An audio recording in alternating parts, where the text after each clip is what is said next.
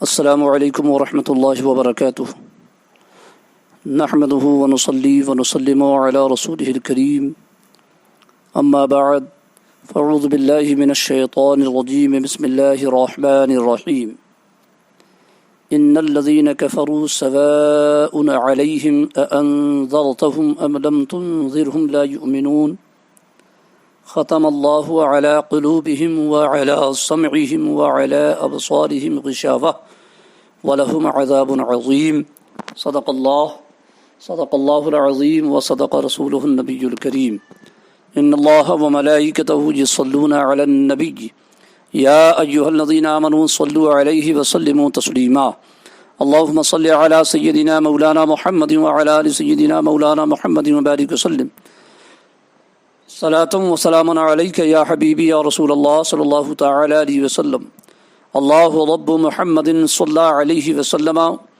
نحن عباد محمد صلی اللہ علیہ وسلم اللہ کی سرتاب قدم شان ہے یہ انسان نہیں انسان وہ انسان ہے یہ قرآن تو ایمان بتاتا ہے انہیں ایمان یہ کہتا ہے میری جان ہے یہ۔ حضرات، پچھلے ہفتے جو بیان ہوا اس میں یہ بیان کیا گیا تھا کہ اللہ تبارک و تعالی نے سورہ بقرہ کی شروعات میں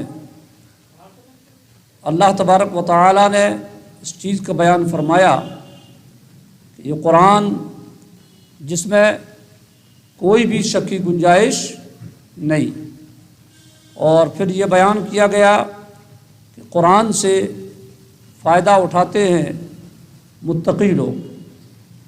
متقی جو حضرات ہیں پھر ان کی نشانی بیان کی گئی کہ متقی کسے کہتے ہیں۔ بیان کیا گیا کہ متقی ان لوگوں کو کہتے ہیں جو خدا پر بے دیکھے ایمان لائیں، اور اس کے ساتھ ساتھ متقی اسے کہیں گے جو بن دیکھے خدا پر ایمان لائے اور نماز قائم کرے اور خدا کی دی ہوئی دولت سے خدا کے راہ میں خرچ کرے۔ یہ متقیوں کی پہچان اللہ نے قرآن پاک میں بیان فرمائی، اور پھر اللہ تبارک و تعالی نے فرمایا اے حبیب متقی وہ ہے جو آپ پر جو قرآن نازل ہوا اس پر بھی ایمان رکھے، اور آپ سے پہلے جو کتاب نازل ہوئی ان پر بھی ایمان رکھے۔ اور آخری نشانی یہ بیان کی گئی کہ متقی وہ ہے جو آخرت پر بھی ایمان رکھتا ہو۔ تو اگر کوئی مومن تو ہے مگر نماز نہیں پڑھتا تو قرآن کے بتائی ہوئے ضابطے کے مطابق وہ متقی نہیں ہو سکتا۔ کوئی حج بیت اللہ کر لے مگر نماز نہ پڑھے تو وہ حاجی تو ہو سکتا ہے مگر متقی نہیں ہو سکتا، اور کوئی نماز بھی پڑھ لے حج بھی کر لے مگر زکوٰۃ کی ادائیگی نہ کرے وہ بھی اللہ اور اس کے رسول کے نزدیک متقی نہیں ہو سکتا۔ ہر مسلمان اللہ پر ایمان رکھتا ہے، قرآن پر ایمان رکھتا ہے، اور قرآن کے بتانے کے مطابق جو پہلے کتابیں نازل ہوئی ان پر بھی ایمان رکھتا ہے، مگر قرآن پر ایمان رکھنے والا، قرآن سے پہلے جو نازل ہوا اس پر ایمان رکھنے والا، خدا پر ایمان رکھنے والا، یہ مومن اور مسلمان تو ہوگا مگر متقی نہیں اگر وہ نماز نہیں پڑھتا، اگر وہ زکوٰۃ نہیں دیتا۔ ہاں، اب اگر کوئی بندہ ایسا ہے جو ایمان بالغیب بھی رکھے، نماز بھی پڑھے، زکوٰۃ بھی ادا کرے، قرآن پر بھی ایمان رکھے، توریت و زبور انجیل پر بھی ایمان رکھے، اور آخرت پر بھی ایمان رکھے، تو پھر ایسا بندہ جو ہے اللہ اور اس کے رسول کے نزدیک مومن بھی ہے اور متقی بھی ہے۔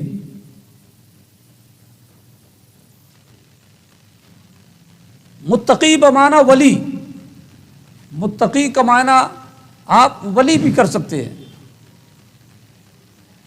جو شریعت کی مکمل پابندی کرتا ہے اسے متقی کہا جاتا ہے۔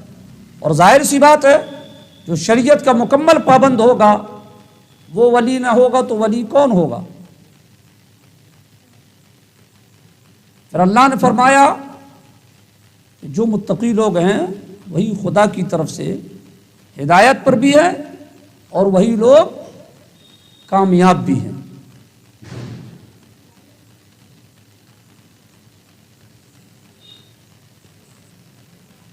اب یہاں سے دوسرے مضمون پر بات ہو رہی ہے۔ فرمایا ان الذین کفروا، بے شک وہ جن کی قسمت میں کفر ہے، سواء علیہم، انہیں برابر ہے۔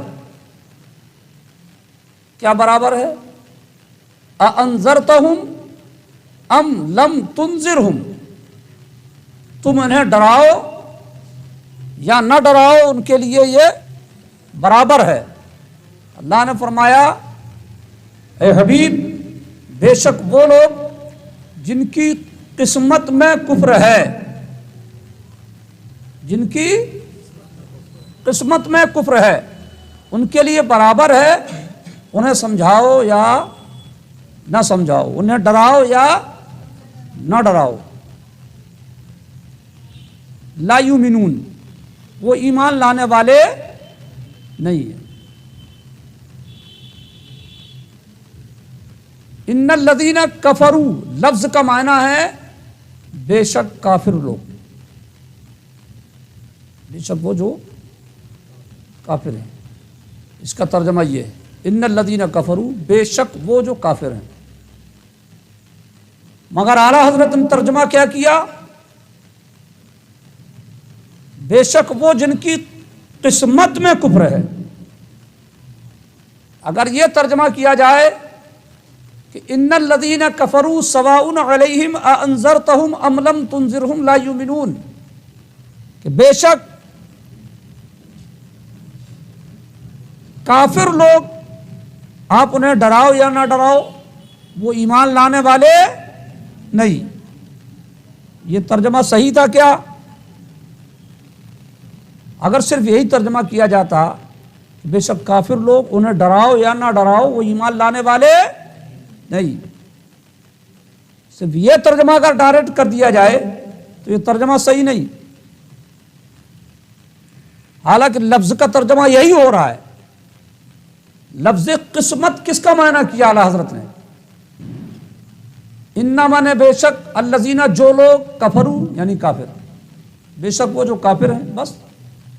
مگر اعلیٰ حضرت نے کیا ترجمہ کیا؟ بے شک وہ جن کی قسمت میں کفر ہے۔ لفظ قسمت کس کا ترجمہ کیا اعلیٰ حضرت نے؟ تقدیر ہوتا، قسمت ترجمہ کس کا کیا؟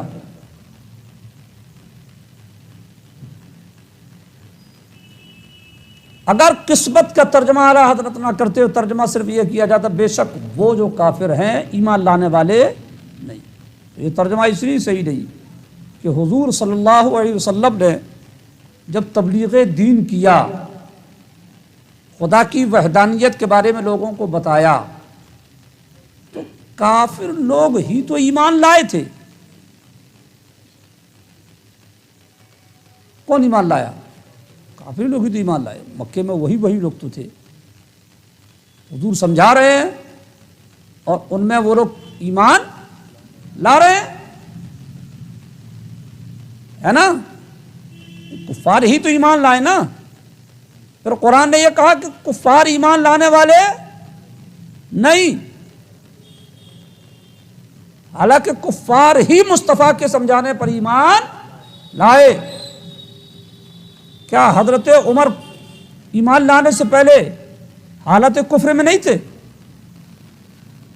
حضرت عثمان غنی حضرت خالد بن ولید، حضرت اکرمہ ابن ابی جہل، بہت سے، یعنی سبھی سمجھ لیجئے. بھائی حضور کے علاوہ تھا کون وہاں؟ سبھی تو کفر میں ملوث تھے، مگر حضور نے سمجھایا، وہ ایمان لائے. قرآن کہتا ہے محبوب کافروں کو سمجھاؤ یا نہ سمجھاؤ، وہ ایمان لانے والے نہیں.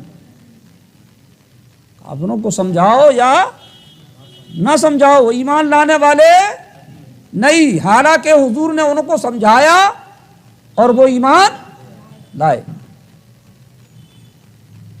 دو چیز ٹکرا رہی نا، بات سمجھ میں آ رہی کہ نہیں آ رہی؟ بالکل دو چیز ٹکرا رہی. قرآن کہہ رہا ہے بے شک وہ جو کافر ہیں انہیں سمجھاؤ یا نہ سمجھاؤ وہ ایمان لانے والے، حالانکہ مصطفیٰ نے سمجھایا اور وہی ایمان لائے. تو دو چیزیں ٹکرا رہی ہیں، اس لیے یہاں پر یہ ترجمہ ضروری ہے. اللہ تبارک و تعالیٰ کن کے بارے میں کہہ رہا ہے کہ وہ ایمان لانے والے نہیں؟ کیا عام کافروں کے بارے میں کہہ رہا ہے؟ نہیں. کیا عام مشرکوں کے بارے میں کہہ رہا ہے؟ نہیں. کیا عام یہودیوں کے بارے میں کہہ رہا ہے؟ نہیں. کیا عام عیسائیوں کے بارے میں کہہ رہا ہے؟ نہیں. کیونکہ انہی میں سے لوگ ایمان لائے. بہت سے یہودی ایمان لائے، بہت سے عیسائی ایمان لائے، کفار و مشرکی ایمان لائے. اس کا ترجمہ وہی جو رائٹ ترجمہ ہے جو اعلیٰ حضرت نے ترجمہ کیا. کیا کیا اعلیٰ حضرت نے؟ اے حبیب بے شک وہ جن کی قسمت میں کفر ہے انہیں ڈراؤ یا نہ ڈراؤ، وہ ایمان لانے والے نہیں. یہ سمجھ میں آ رہا؟ اللہ نے جن کی قسمت میں مہر لگا دی ہے، جن کی قسمت میں ہی کفر لکھا ہے، انہیں کہا جا رہا ہے حبیب ان کے ایمان نہ لانے سے آپ مایوس مت ہوئیے، آپ غمگین مت ہوئیے. کیا آپ نے ابو جہل کو اتنا سمجھایا، ایمان نہیں لایا؟ ابو لہب کو اتنا سمجھایا، ایمان نہیں لایا؟ عتبہ کو اتنا سمجھایا، ایمان نہیں لایا؟ شیبہ کو اتنا سمجھایا، ایمان نہیں لایا؟ ان لوگوں کو اتنا سمجھایا مگر ایمان نہیں لا رہے. تو محبوب آپ غمگین نہ ہو. یہ وہ لوگ ہیں جن کی، بولیے، جن کی قسمت میں ہی کفر ہے. اسی لیے حبیب یہ آپ کے سمجھانے نہ سمجھانے سے نہ کوئی فرق، کیونکہ ایمان بھی دیتا رب ہی ہے. اللہ کے نبیوں نے کوشش کی، دعائیں کی، کسی پر نبی نے نگاہ کرم بھی ڈال دی، کوشش کے ساتھ ساتھ نگاہ کرم بھی ڈال دیا. اللہ نے ان بندوں کو ایمان کی دولت سے مالا مال فرما دیا. یعنی یہ ہے سب کس کی طرف سے؟ اللہ کی طرف سے. تو محبوب جب ہم نے پہلے ہی سے انہیں محروم کر دیا ہے، تو اسی لیے تو آپ کی باتوں کو سن کر کے ایمان، عمر ان میں سے نہیں، ابو بکر ان میں سے نہیں، عثمان غنی اس میں سے نہیں، خالد بن ولید ان میں سے نہیں، دیگر صحابہ ان میں سے نہیں. یہ ان لوگوں میں سے ہیں جن کی قسمت میں ہم نے ایمان لکھا ہے. آپ نے سمجھایا، انہوں نے ایمان قبول کر لیا. مگر ابو جہل، ابو لہب، عتبہ، شیبہ یہ ان میں سے ہیں جن کی قسمت میں ہی ہم نے کفر لکھ دیا ہے. اسی لیے حبیب آپ کے سمجھانے پر بھی وہ ایمان نہیں لا رہے. سب سے زیادہ حضور کے معجزات، کمالات دیکھنے والے یہی لوگ ہیں. ابو جہل، ابو لہب، عتبہ، شیبہ نہ جانے کتنے معجزات حضور کے دیکھے. ایک معجزات دیکھ کر کے حالت کفر میں رہنے والا اسلام قبول کر لیتا، مگر انہوں نے کتنے معجزے دیکھے پھر بھی ایمان نہیں لائے.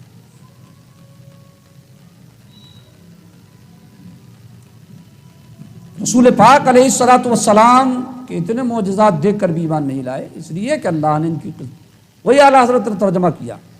اعلیٰ حضرت کا ترجمہ اسی لیے ہم نے بیان کیا تھا کہ جب اعلیٰ حضرت ترجمہ باقاعدہ طور پر تفسیر کی کتابیں سامنے بکھیر کر کے نہیں کرتے، یہ تفسیر کی کتاب، یہ تفسیر کی کتاب، یہ تفسیر کی کتاب، 20-25 تفسیر کی کتابیں کھلی ہوئی ہیں. پھر اعلیٰ حضرت پین قلم لے کر کے بیٹھے، کاغذ لے کر کے بیٹھے اور ترجمہ لکھنا شروع کیا. پھر سب سے ملایا، اس سے ملایا، اس سے ملایا، ملانے کے بعد پھر جچا تولا ترجمہ کیا. نہیں، ایسا کچھ نہیں کیا اعلیٰ حضرت. اعلیٰ حضرت نے کیسا ترجمہ کیا؟ آپ کے شاگرد کہتے حضور سبحان الذی اسریٰ بعبدہ لیلا من المسجد الحرام الی المسجد الاقصی. اعلیٰ حضرت نے کہا لکھو پاک ہے وہ ذات جو لے گئی اپنے بندے کو راتوں رات. کوئی تفسیر نہیں دیکھ رہے، قرآن کی آیت بھی نہیں دیکھ رہے، قرآن بھی سامنے نہیں رکھا. شاگرد نے آیت پڑھی اور اعلیٰ حضرت نے اس کا ترجمہ لکھوا دیا. سبحان اللہ. اور ایسا ترجمہ نہیں کہ لفظی ترجمہ ہو. اگر لفظی ترجمہ اعلیٰ حضرت کرتے تو کئی مسٹیک ہو جاتی. جیسے اس کا لفظی ترجمہ کیا ہے؟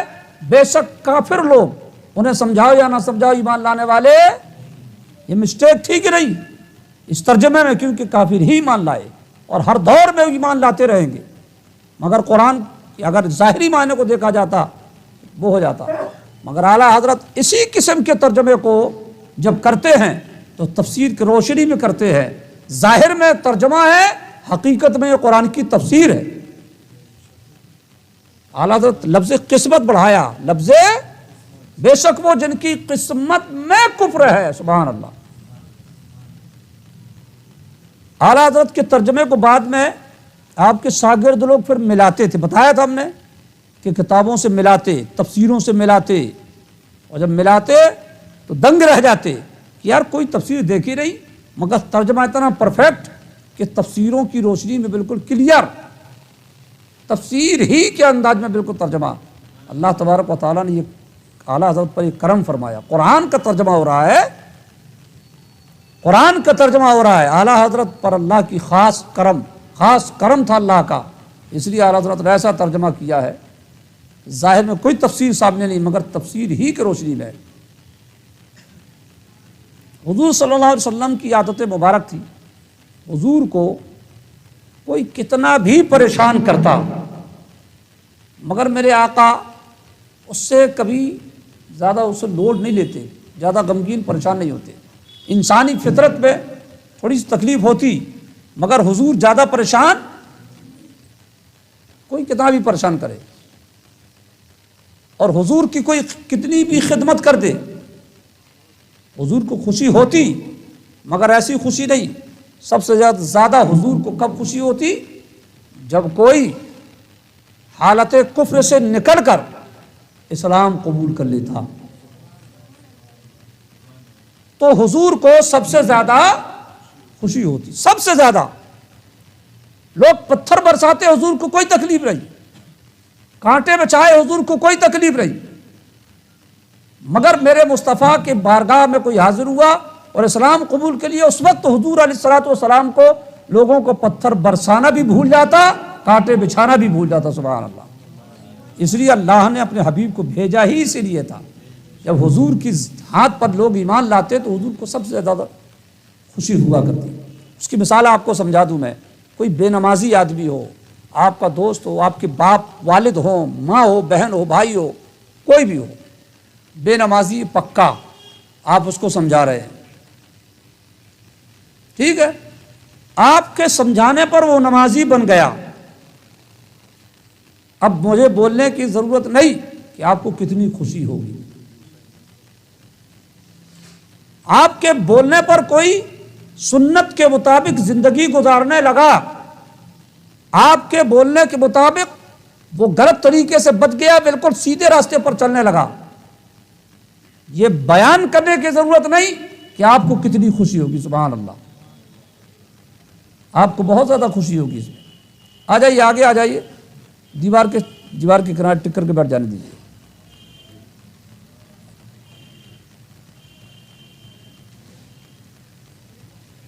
ایسا ہے نا، آپ کے بولنے پر کوئی نمازی بن جائے خوشی ہوگی، اور اگر آپ کسی غیر مسلم کو سمجھاؤ اور وہ اسلام قبول کر لے، سبحان اللہ، آپ کا دل کتنا خوش ہوگا کہ یار اللہ اکبر، ایک ایسا بندہ بھی ہے جو میرے سمجھانے پر اسلام قبول کر لیا. سبحان اللہ. آپ اپنے گھر کا تذکرہ نہیں کریں گے، میں نے اتنا قیمتی گھر بنوا لیا، میں نے اتنا بڑا بنگلہ بنوا لیا، میں نے اتنا پیسہ کما لیا، میں نے اتنی عزت شہرت حاصل کر لی۔ جب آپ بطور فخر کسی چیز کو بیان کرو گے ایسے موقع پر، ویسی ہی چیز کو بیان کرو گے کہ الحمدللہ میں نے اسے سمجھایا، اس نے اسلام قبول کر لیا۔ آپ اپنی دوسری خوبیوں کو بیان نہیں کریں گے، سب سے پہلے اسی چیز کو بیان کریں گے۔ اسی لیے پیغمبر اسلام صلی اللہ علیہ وسلم کو سب سے زیادہ خوشی کب ہوتی؟ جب کوئی اسلام قبول کر لیتا، اور حضور سمجھاتے اور کوئی اسلام قبول نہ کرتا تو حضور کو بہت تکلیف ہوتی۔ اللہ نے فرمایا پیارے ہم دیکھ رہے ہیں، آپ نے انہیں سمجھایا، انہوں نے اسلام قبول نہیں کیا، آپ کو تکلیف ہو رہی ہے۔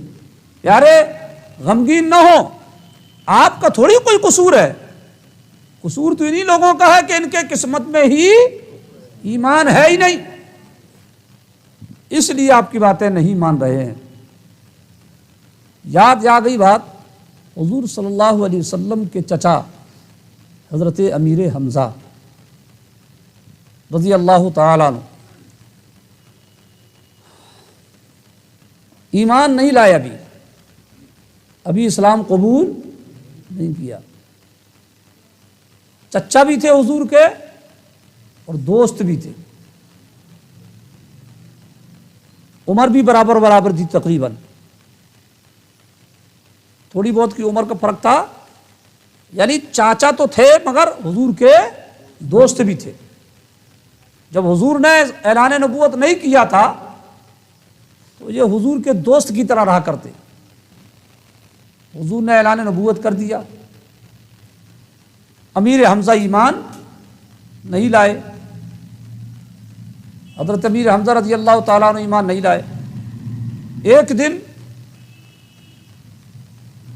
حضرت امیر حمزہ گئے تھے شکار کرنے، شکار کر کے لوٹے تو آپ کی جو باندی تھی، خدمت گزار تھی، لونڈی تھی، جو اس زمانے کے اعتبار سے ان کو لونڈی بولا جاتا تھا، جو خدمت میں رہا کرتی تھی، انہوں نے جب حضرت امیر حمزہ آئے گھر اور اپنا تیر کمان والا جو معاملہ ہے وہ ابھی اتارا بھی نہیں، اسپیشل جو ڈریس ہوتی تھی جنگل کی شکار والی، آپ نے اس ڈریس کو ابھی اتارا بھی نہیں، گھر آئے ہیں اور خادمہ سے کچھ کہا، خادمہ نے اس کے جواب میں آپ کو کیا کہا؟ آج معلوم ہوا کہ یتیمی کیا ہوتی ہے۔ حضرت امیر حمزہ نے سنا تھا کہ یہ کیا کہہ رہی ہے، پھر اس نے کہا کہ آج معلوم ہوا یتیمی کسے کہتے ہیں، یہ کہہ کر رونے لگی۔ حضرت امیر حمزہ فرماتے ہیں کہ بولنے کا مطلب کیا ہے تمہارا،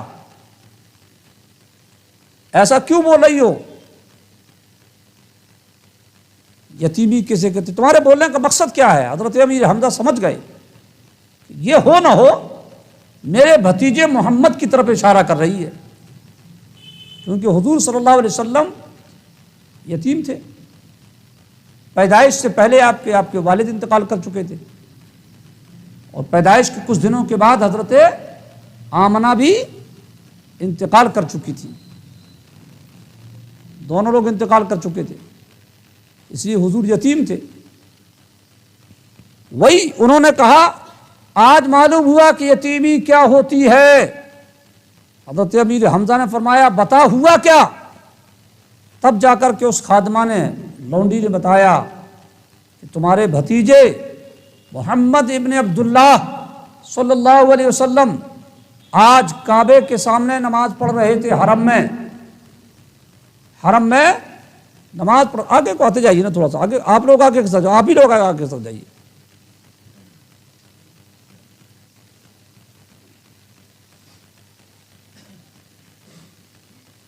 درود شریف پڑھیے، اللہم صلی اللہ علیہ وسلم۔ لونڈی نے کیا کہا کہ آپ کے بھتیجے محمد ابن عبداللہ آج حرم میں نماز پڑھ رہے تھے،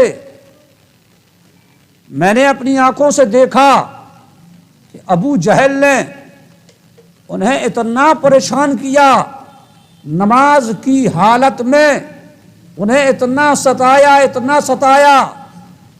اتنا پریشان کیا کہ وہ رنجیدہ ہو کر ایک طرف بیٹھ گئے۔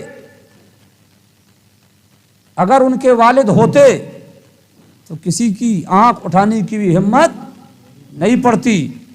آج اگر ان کے دادا ہوتے تو کسی کی آنکھ اٹھانے کی بھی ہمت نہیں پڑتی۔ ان کے والد نہیں، والدہ نہیں، دادا نہیں، یتیم ہیں۔ حالانکہ اس وقت حضور یتیم نہیں تھے، کیونکہ اب حضور نے اعلان نبوت کر دیا تھا، 40 سال کی عمر مبارک ہو چکی تھی نا۔ بچہ اگر جب بالغ ہو جائے نا تو پھر یتیم نہیں رہ جاتا۔ کوئی چھوٹا بچہ ہے، انتقال کرے گا اس کے والد، وہ یتیم ہے، مگر جب وہ بالغ ہو گیا تو یتیم نہیں۔ چلیے میں آپ سے پوچھ رہا ہوں، یتیم کسے کہتے ہیں؟ بتائیے، یتیم کسے کہتے ہیں؟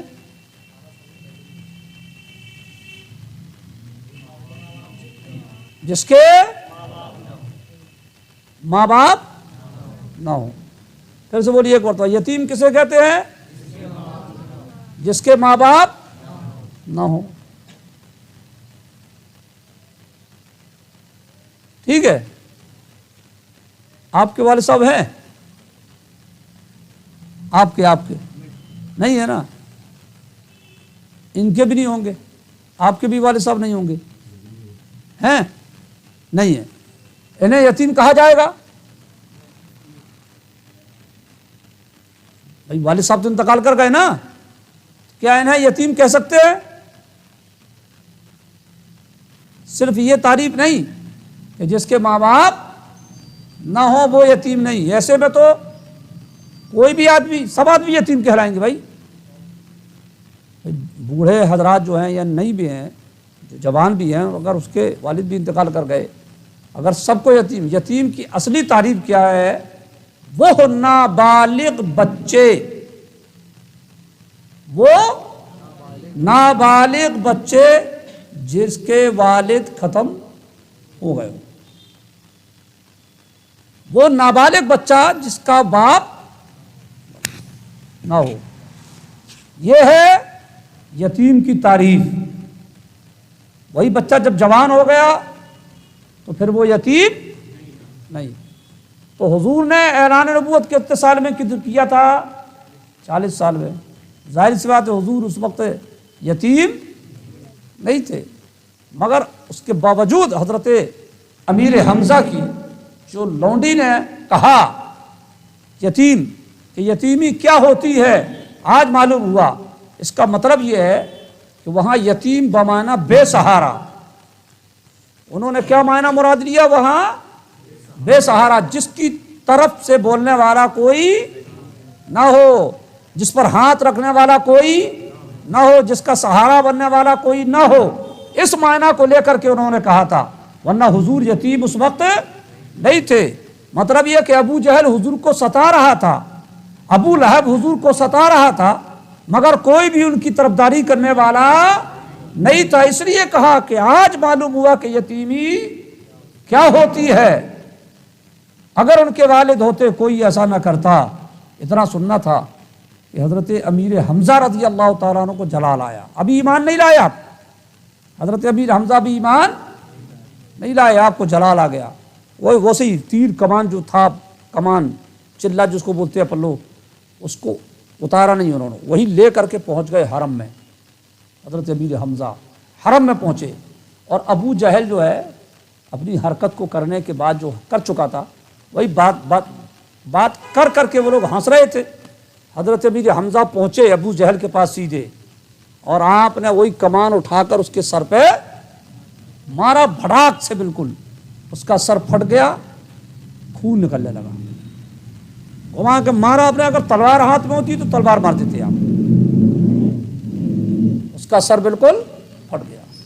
حالانکہ ابو جہل بھی ایمان نہیں لایا، اس وقت حضرت امیر حمزہ بھی ایمان نہیں لائے تھے،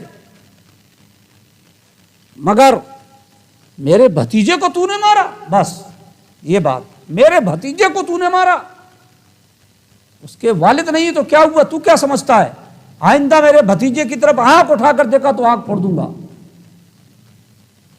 نبی کی تعظیم، سبحان اللہ، نبی کی طرفداری، نبی پر مرنا، نبی پر قربان ہونا کیا معنی رکھتا ہے۔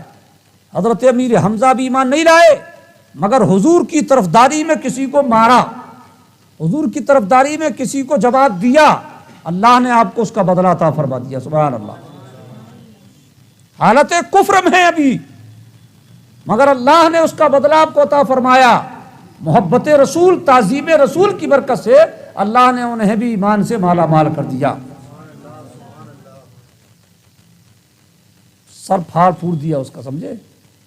سر پھاڑنے کے بعد حضرت امیر حمزہ پہنچے حضور کی بارگاہ میں، بڑے خوش تھے اور کہا بھتیجے خوش ہو جاؤ کہ ہم نے تمہارا بدلہ لے لیا۔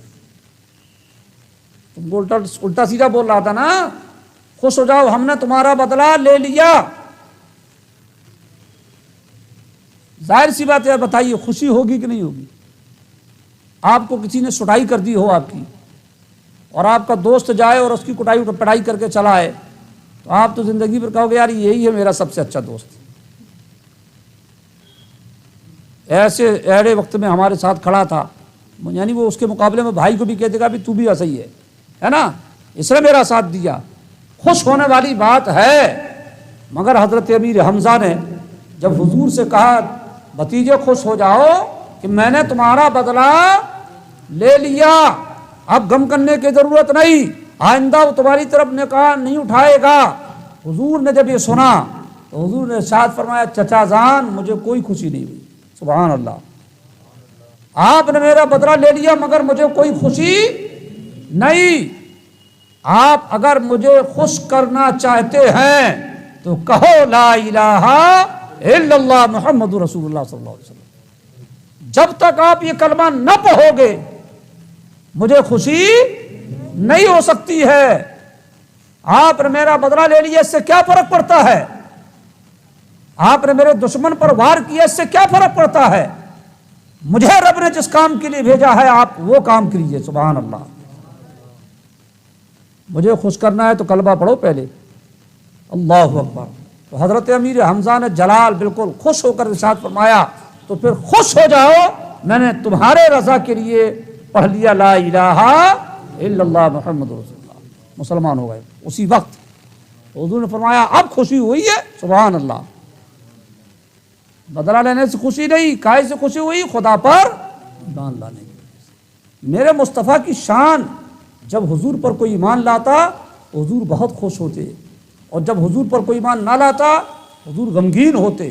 رب نے پھر فرمایا پیارے آپ اپنا کام کرتے رہیے، غمگین مت ہوئیے، اس میں آپ کا قصور نہیں ہے، ہم نے ان کے دلوں پر ہی مہر لگا دی، ہم نے ان کی قسمت میں ہی کفر رکھا ہے، اس لیے یہ ایمان نہیں لا رہے۔ ابو جہل، ابو لہب، عتبہ، شیبہ، ان لوگوں کے بارے میں یہ آیت نازل ہوئی۔ حبیب انہیں سمجھاؤ چاہے نہ سمجھاؤ، ابو جہل کو، ابو لہب کو، یہ وہ لوگ ہیں جو ایمان لانے والے نہیں۔ اب آگے رب نے ارشاد فرمایا ختم اللہ علی قلوبہم، اللہ نے ان کے دلوں پر مہر، اللہ نے ان کے دلوں پر، کانوں پر مہر کر دی۔ ختم اللہ علی قلوبہم وعلی سمعہم، اللہ نے ان کے دلوں پر اور ان کے کانوں پر کیا لگا دی؟ مہر کا مطلب کیا ہوتا ہے؟ سیل، سیل کا مطلب کیا ہوتا ہے؟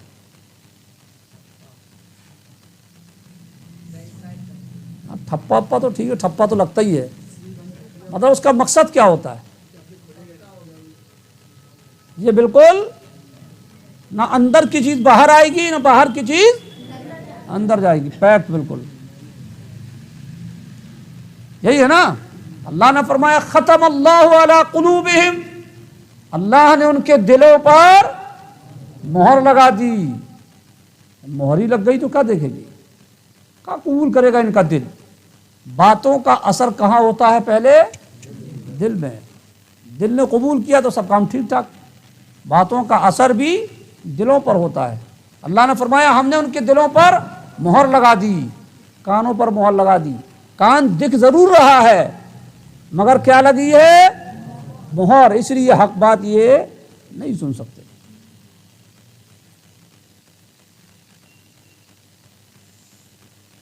وَعَلَىٰ أَبْصَارِهِمْ غِشَاوَةٌ، اور ان کی آنکھوں پر گھٹا ٹوپ، یعنی یوں سمجھو کہ آنکھوں پر بھی ہم نے مہر لگا دی۔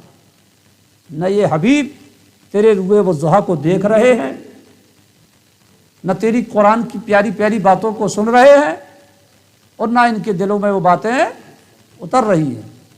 اس لیے کہ آنکھ، کان، دل سب ان کا پیک کر دیا گیا ہے۔ وَلَهُمْ عَذَابٌ عَظِيمٌ، اور ان کے لیے بڑا عذاب ہے۔ کن کے لیے؟ جو ایمان نہیں لائے۔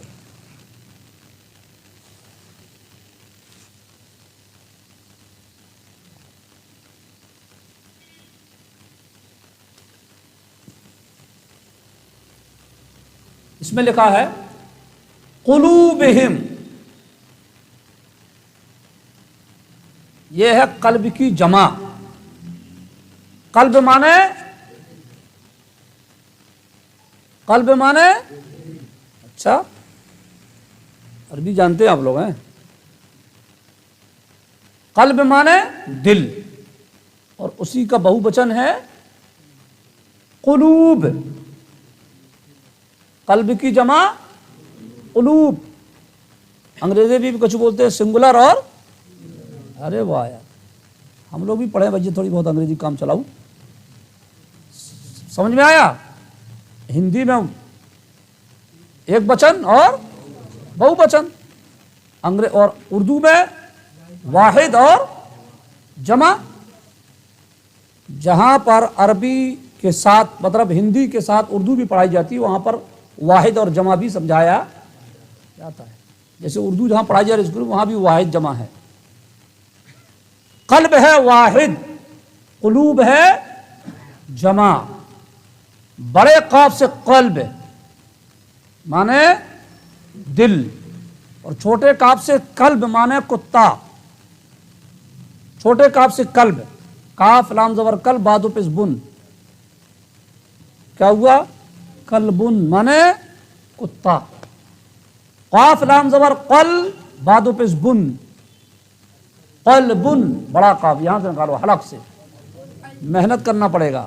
یہ اللہ نے سے بھی یہ جو گلا دیا ہے اس سے تھوڑا سے حلق سے کچھ قرآن کے الفاظ بھی صحیح ادا کرنے کی کوشش کرنا چاہیے، کوئی ناممکن بات نہیں ہے۔ عربی الفاظ کی ادائیگی بھی کوئی ناممکن نہیں ہے، کوشش کریے، سب پر ضروری ہے، واجب ہے، ضروری ہے۔ نہیں چلے گا بہانہ رب کی بارگاہ میں، یا اللہ نہیں بنتا تو تبھی تو الٹا سیدھا پڑھ دیا، یہ بہانہ نہیں چلتا، چلے گا۔ اللہ کی طرف سے جواب ہوگا، اتنے علماء ہم نے بنائے، پیدا کیے، بھیجے، اتنے حافظوں کو بھیجا، اتنا تم کو طریقے عطا فرمائے، کیوں نہیں حاصل کیا؟ سزا ملے گی۔ غلط پڑھ کر گئے ہو قرآن، سزا ملے گی۔ غلط پڑھے ہو قرآن نماز میں، نماز بھی نہیں ہوگی۔ ڈیفرنس، فرق دیکھیے دونوں کا۔ قلبن کتا، قلبن دل، کتنا بڑا فرق بتاؤ۔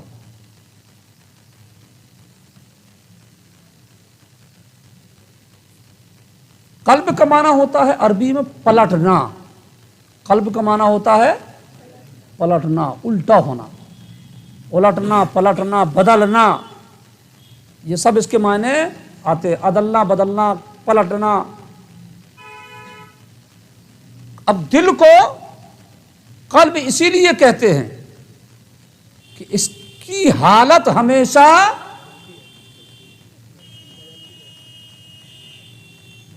آپ لوگوں کو نہیں بدلتی کیا؟ یہ کیسی رہتی ہے ہمیشہ؟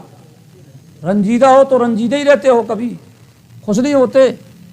بندہ کبھی خوش کبھی غمگین چلتا رہتا، کبھی ایک دم سے پریشان ہو گیا، تھوڑی دیر میں کوئی ایسی بات سنی کہ بالکل خوش ہو گیا۔ اس کی حالت بدلتی رہتی ہے، اسی لیے اس کو قلب کہا جاتا ہے۔ ہر وقت اس کی حالت ایک حالت میں کبھی رہتا ہی نہیں، اس کی حالت بدلتی رہتی ہے، اسی لیے اس کو کیا کہا جاتا ہے؟ قلب۔ اور یہ ہے بھی کہاں؟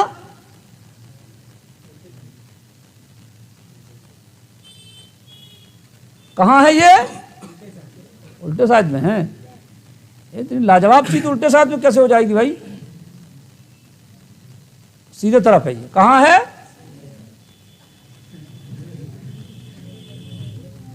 دل الٹی طرف ہوتا ہے ہمیشہ، اس کا معنی بھی ہے، قلب کا معنی الٹا ہونا، الٹنا، اور یہ الٹی طرف ہے بھی اور الٹا لٹکا ہی ہے، یہ سیدھا نہیں ہے۔ دل کی جو صورت ہے اس کے اعتبار سے کیسا لٹکا ہوا ہے؟ الٹا۔ سمجھ میں آیا؟ یہ بڑی قیمتی چیز ہے، اللہ تعالیٰ اس کی حفاظت فرمائے۔ جس کا دل سلامت اس کا سب سلامت۔ یہی وہ جگہ ہے جس میں اللہ اس کے رسول کی محبت قائم رہتی ہے۔ جس کا دل عشق رسول سے معمور ہو گیا اس کی زندگی سنور گئی، اور جس کا دل حضور کی محبت سے خالی رہا وہ برباد ہو گیا۔ مکان سنوار لے، جسم سنوار لے، زندگی سنوارنے کی کوشش کر لے، خوب پیسہ کما لے، مگر دل عشق رسول سے خالی ہے، اس کی زندگی کبھی سنور نہیں سکتی۔ اعلیٰ حضرت کہتے ہیں دل ہے وہ دل، سبحان اللہ، بولنا پڑے گا، ایسے مجھے نہیں آئے گا نہیں یار۔ یہ کوئی تیجے کی محفل میں تھوڑی بیٹھے یہاں پر یار، یہ بھی درس ہے، اللہ اس کے رسول کا تذکرہ ہے۔ جہاں عشق کی بات آئے وہاں مچلا جائے گا، سمجھ میں آیا؟ ہاں، عشق عاشق ہی لوگ تو مچلتے ہیں، وہ لوگ تھوڑی مچلتے ہیں۔ اعلیٰ حضرت کہتے ہیں دل ہے وہ دل جو تیری یاد سے معمور رہا، سبحان اللہ۔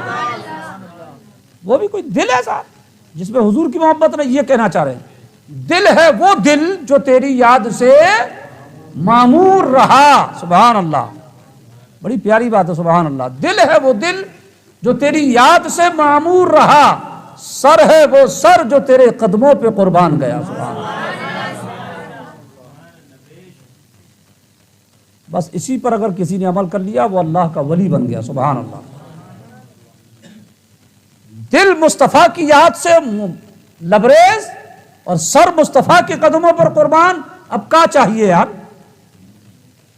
دل ہے وہ دل جو تیری یاد سے معمور رہا، سر ہے وہ سر جو تیرے قدموں پہ قربان گیا۔ اور سرکار مفتی اعظم ہند اعلیٰ حضرت کے بیٹے، حضور برہان ملت کے دوست کہتے ہیں، سبحان اللہ، ایک جان کیا ہے اگر ہو کروڑوں، ایک جان کیا ہے اگر ہو کروڑوں، تیرے سر سے صدقے اتارا کروں میں، سبحان اللہ، تیرے سر سے صدقے اتارا کروں میں، سبحان اللہ۔ اللہ تعالیٰ اس دل کو اپنے حبیب کی محبت سے مست رکھنے کی توفیق عطا فرمائے۔ بڑا مزہ آئے گا قسم خدا کی جب یہ دل حضور کی محبت میں جھومے گا، مچلے گا، اس کا انداز ہی الگ ہوگا۔ ایسا آدمی جب قبر میں پہنچے گا تو منکر کا نکیر کو بھی کہہ دے گا کیا ہے، کائے کے لیے آئے ہو، سبحان اللہ، کائے کے لیے آئے ہو؟ ہم سے پوچھ رہے ہو آقا کے بارے میں، یہ کون ہے؟ ساری زندگی جن کے لیے مچلتے رہے وہی تو تشریف لے آئے، سبحان اللہ۔ حضرت عمر فاروق اعظم رضی اللہ تعالیٰ عنہ، ان کے بارے میں حضور نے فرمایا، اے عمر، وہ وقت کیسا وقت ہوگا کہ جب تم قبر میں ہوگے، فرشتے آئیں گے اور تم سے سوال کریں گے۔ نیلی نیلی آنکھیں والے حضور نے پورا نقشہ بیان کیا۔ اے عمر، وہ وقت کیسا وقت ہوگا جب قبر میں چیرتے پھاڑتے فرشتے تمہارے پاس پہنچیں گے۔ مطلب منظر حضور نے ایسا بیان کیا کہ صحابہ دہل گئے، مگر حضرت عمر کہتے ہیں یا رسول اللہ اتنا بتا دیجئے بس، یہ ابھی جو میرا آپ کا تعلق ہے، کیا قبر میں بھی یہ تعلق میرا آپ کا باقی رہے گا؟ یہ جو دنیا میں آپ کی مجھ پر نگاہ کرم ہے، یہ جو کرم ہے آپ کا مجھ پر، یا رسول اللہ کیا قبر میں بھی یہ باقی رہے گا؟ حضور نے فرمایا ہاں ہاں عمر، قبر میں بھی یہ تمہارے اوپر ہمارا کرم باقی رہے گا. سبحان اللہ. تو حضرت عمر نے مچل کر کہا یا رسول اللہ پھر آنے دیجئے ان کو, پھر نپٹ لیں گے اب. سبحان اللہ. پھر انہیں آنے دیجئے قبر میں, پھر ہم ہوں گے اور وہ ہوں گے. سبحان اللہ. یہ دیوانگی والی کیفیت ہے. سبحان اللہ. دوسرے لوگوں کے تو پجامے ڈھیلے ہو جائیں, مگر حضرت عمر نے کیا کہا, یا رسول اللہ یہ جو میرا اور آپ کا کرکشن ہے اگر یہ باقی رہا, آپ کہہ رہے ہیں باقی رہے گا, تو پھر ہمیں منکر نکیر سے کوئی بھی خطرہ نہیں ہے. اور ہوا بھی یہی. حضرت عمر فاروق اعظم رضی اللہ تعالیٰ عنہ کی بارگاہ میں جب منکر نکیر آئے, پوچھا من رب کا, تو حضرت عمر فاروق اعظم فرماتے ہیں من ربکما. انہوں نے ان سے پوچھا, یہ ان سے پوچھ رہے. سبحان اللہ. حضرت عمر سے پوچھا من ربکا, تمہارا رب کون؟ حضرت عمر نے پوچھا من ربکما, تم دونوں کا رب کون؟ فرشتے ایک دوسرے کو دیکھ رہے, یہ کیسا بندہ ہے یار. انہوں نے پوچھا ما دینکا, انہوں نے حضرت عمر نے فرمایا ما دینکما. فرشتے ایک دوسرے کا منہ دیکھ رہے ہیں کہ یہ عجیب بندہ ہے, ہم اس سے پوچھتے ہیں کہ تیرا رب کون ہے, یہ ہم سے پوچھتا ہے کہ تیرا رب کون ہے. یہ کیفیت جناب اس کی ہوتی ہے جو عشق رسول میں ساری زندگی ختم کر دیا کرتے. سبحان اللہ. سمجھ میں آیا؟ فرشتوں نے ایک دوسرے کا ہاتھ پکڑا, بولے چلو یہاں سے, یہ جانے اس کا رب جانے. سبحان اللہ. اس سے کیا سوال کرے, ہم اس سے سوال کرتے ہیں اور یہ ہم سے سوال کرتا ہے, اس لیے اس کو اس کے حالت میں چھوڑو, یہ جانے اس کا رب جانے. سبحان اللہ. حضرت عمر فاروق اعظم کو وہ شان, دل ہے وہ دل جو تیری یاد سے معمور رہا, سر ہے وہ سر جو تیرے قدموں پہ قربان گیا. دل کو اسی لیے قلب کہتے ہیں کہ اس کے حالات بدلتے رہتے ہیں. دل بڑی لاجواب چیز ہے, اور وہی دل کامیاب ہے جس میں حضور کی محبت ہے. فرمایا, اللہ نے فرمایا کہ ہم نے ان کے دلوں پر مہر لگا دی, کانوں پر اور ان کے آنکھوں پر گھاٹا ٹوک. وَلَهُمْ عَذَابٌ عَظِيمٌ. اور ان کافروں کے لیے ان کافروں کے لیے بڑا عذاب ہے. حضرات اب یہاں سے دوسرا میٹر شروع ہو رہا ہے. ایک ہے کھلا کافر اور ایک ہے چھپا کافر. کھلا کافر اسے مشرک بولتے ہیں, چھپے کافر کو منافق بولتے ہیں. کیا بولتے ہیں؟ منافق. خطرناک کون سا ہے؟ چھپا ہوا کافر زیادہ خطرناک ہے اور یہ زیادہ نقصان پہنچاتا ہے. آپ اس کو تفصیل میں پوری باتیں پڑھیں گے چل کر کے آگے. رسول پاک علیہ السلام کو بہت زیادہ جس نے ستایا ہے وہ ہے منافق. یہ چھپ کر کے وار کرتے تھے, حضور کا کلمہ پڑھتے, حضور کی ابتدا میں نماز پڑھتے, حضور کی مجلس میں بیٹھتے, حضور کے ساتھ جہاد میں جاتے, مگر حرکتیں ایسی کرتے کہ رسول پاک کو بہت تکلیف ہوتی. یہ اندر اندر صحابہ کو لڑانے کی کوشش کرتے. صحابہ کرام میں آپس میں بھڑکاؤ بیان شروع کرتے تھے. کبھی 10 صحابہ کے ساتھ بیٹھے, کبھی 20 صحابہ کے ساتھ بیٹھے, ابے وہ تو ایسا, ابے وہ تو ایسا, ابے تو یہ حرامی پنا. میں حرامی پنا اس لیے بول رہا ہوں ان کو کہ ان لوگوں نے اتنی تکلیف پہنچائی ہے رسول پاک علیہ الصلوۃ والتسلیم کو. آگے ہم لوگوں نے پورا بیان, ابھی تقریباً 11 پارہ پہ بیان چل رہا ہے مدینہ میڈیکل میں, یہ سن کر کے حیرت میں پڑ جاتے ہیں کہ کافروں سے زیادہ حضور کو کس نے ستایا؟ کافر تو اعلیٰ لہران میدان جنگ میں آ گیا تلوار لے کر, مگر یہ حضور کے ساتھ میدان جنگ میں گئے, جنگ بھڑکنے والی ہے, ہونے والی ہے, یہ کٹ مار دیے. یہ کٹ مار کر اپنے چہرے چپاٹی کو لے کر گول ہو گئے. مسلمانوں کی تعداد اتنی تھی اتنی ہو گئی, اور سامنے دشمن اسلام بہت بھینکر ہے. اور آپ جانتے ہیں میدان جنگ میں ایک سپاہی بھی بڑا کام کا ہوتا ہے. اپن لوگوں لڑی نہیں اس لیے اپن کو کیا پتا, اپن لوگوں کو اس کے بارے میں کچھ نہیں معلوم. میدان جنگ میں ایک سپاہی بھی بڑا کام کا ہوتا ہے, مگر یہ نکل لیجیے ایسا ایسا دھوکہ انہوں نے حضور کو دیا ہے. تو اس کو اسلام کی زبان میں کہتے ہیں ان کو منافق. تو کھلے کافر, اور اب یہاں سے بیان ہو رہا کھلے کافر اور چھپے کافر کا بیان اس میں یہاں سے ہو رہا ہے. کھلے کافر کا بیان اللہ نے 2 آیتوں میں کیا, اور چھپے کافروں کا تقریباً 13 آیتوں میں یہاں پر بیان کیا. آگے بھی بیان ہے. چھپے کافر یعنی منافق قرآن میں مکمل ایک سورہ ہے, سورہ منافقون. تو قرآن میں اللہ نے جب یہاں سے شروعات کی تو کھلے ہوئے کافروں کے لیے 2 آیتیں بیان کی, اور ان لوگوں کے بارے میں تقریباً اس کے بعد کتنی آیتیں بیان کی؟ 13 آیتیں بیان. اب سمجھ لیجئے کہ کتنا اہم مسئلہ یہ. اللہ تعالیٰ ان منافقوں سے بچنے کی توفیق عطا فرمائے. صحابہ چلے گئے, مگر صحابہ کے نقش قدم پر چلنے والے آج بھی ہیں کہ نہیں ہیں؟ ہے نا. صحابہ کی اولاد بھی آج ہے کہ نہیں ہے؟ ہمارے برہان ملت ابو بکر صدیق رضی اللہ تعالیٰ عنہ کی اولاد میں سے ہے، مجدد الفسانی فاروق اعظم کی اولاد میں سے ہے، حضور مجاہد ملت عثمان غنی کی اولاد میں سے ہے، امام حسنین کریمین کی اولاد میں سے حضور غوث و خواجہ یہ مولا علی کی اولاد میں سے ہیں، تو ان کی اولاد بھی ہے صحابہ کی اور ان کے نقش قدم پر چلنے والے بھی ہیں۔ اسی طرح منافقین کے نقش قدم پر چلنے والے بھی آج موجود ہیں، ایسا نہیں ہے کہ وہ نپٹ گئے ختم، ان کے نقش قدم پر چلنے والے، ان کے طریقے کو فالو کرنے والے بھی آج موجود ہیں۔ نام بدل گیا، وہ صحابی تھے، ان کے بعد تابعی آئے، تابعین آئے، ہم لوگ عام ہو گئے۔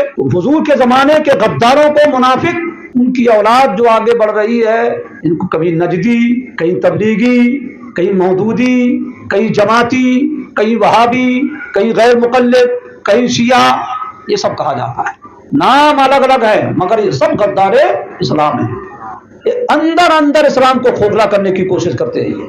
اللہ تعالیٰ ان کے فتنے سے محفوظ فرمائے۔ یہ بیان ہو گیا اپنا آیت نمبر 7 تک، سورہ بقرہ کی آیت نمبر 7 بیان ہو گئی، بہت مختصر کر کے ہم نے اس کو بیان کیا ہے، سمجھ میں آیا؟ یہ تفسیری لہذا بڑی آسانی کے ساتھ ہم نے اس کو آپ کے ساتھ بیان کر دیا ہے، اگر اسی کو سمیٹ لمبا کریں گے بہت طول ہو جائے گی بحث، اور اتنا ہم لوگ سمجھ بھی نہ پائیں گے، اس لیے مختصر ہی صحیح بڑی تیزی کے ساتھ 7 آیتیں سورہ بقرہ کی الحمدللہ پوری ہو گئی انشاءاللہ۔ اب کھلے کافروں کا بیان یہاں ختم، اب یہاں سے کن کا بیان ہو رہا ہے؟ چھپے کافروں کا، انشاءاللہ اگلے ہفتے سے اس کا بیان ہوگا۔ اللہ تبارک و تعالی آپ کی میری حاضری کو قبول فرمائے۔